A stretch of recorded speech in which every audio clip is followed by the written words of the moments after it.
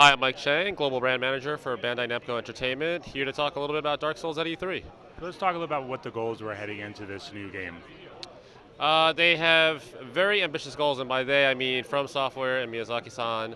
Miyazaki-san is back to, well, he's never been gone actually, but he's definitely more hands-on with Dark Souls 3. And, in terms of scope, he's not trying to create the biggest game of the series. He wants to take the best of, Dark Souls 1, Dark Souls 2, and really kind of put it into this one. So he's taking a lot of care in crafting something so special for the fans. What's new gameplay-wise?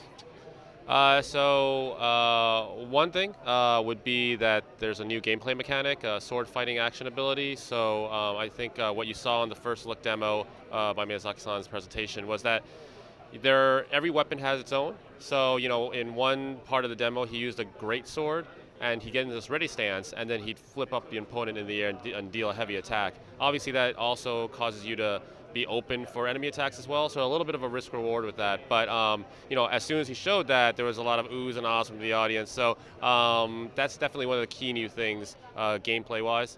Also, to expect to see a very interconnected world. So anything you see off in a distance, you'll be able to travel to.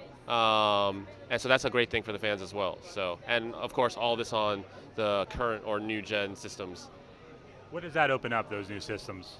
So just like with the interconnected world, there's a great sense of immersion into the world. So he's crafted a very, the story, the world setting is that everything has gone into a ruined state. So it's kind of this apocalyptic feel. But at the same time, visually, aside from all the dark and grittiness, there's this beauty to everything. So a golden skyline that you'll see in the demo, in the gameplay, as well as in the key art. All of this is taking advantage of the graphical capabilities of the new gen, and he's been able to create a very moody atmosphere as well as a beautiful looking world. And what can you tell us about the story?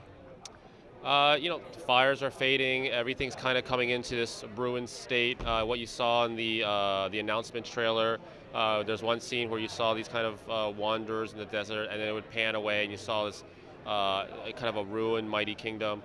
It's all set up into basically, long story short, Dark Souls 1 and 2. You had a glimmer of hope in Dark Souls 3. Abandon all hope. It's not that it's going to be more difficult. It's just there's not a lot of hope in this one. So it's a very gritty environment. This franchise is also known as being very challenging. Are there anything for Dark Souls 3 that will open things up a little bit more, or will they stick with that type of gameplay? I don't think it's challenging, but at the same time there's a great sense of accomplishment and achievement, and I think that is one of the hallmark of Dark Souls series, and that's not going to go away for Dark Souls 3 for sure. Not to say that there aren't differences with 3 and the other ones in terms of storytelling, but in terms of the actual achievement feeling, it's completely there still. What do you feel differentiates this franchise from any other?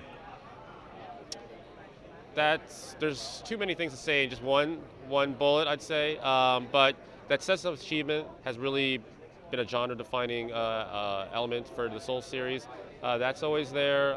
Just a visual look of everything, especially when Miyazaki-san is really hands-on with something. He is a creative genius, and he has a lot of input into everything that the game, the marketing assets, everything. So you know that it's going to look amazing. And just in this first look demo, you saw a little bit of the boss, and it's not just another huge knight with a giant sword, but it's this very unique looking character that moves in a very unique way too. So it's got his touch on everything.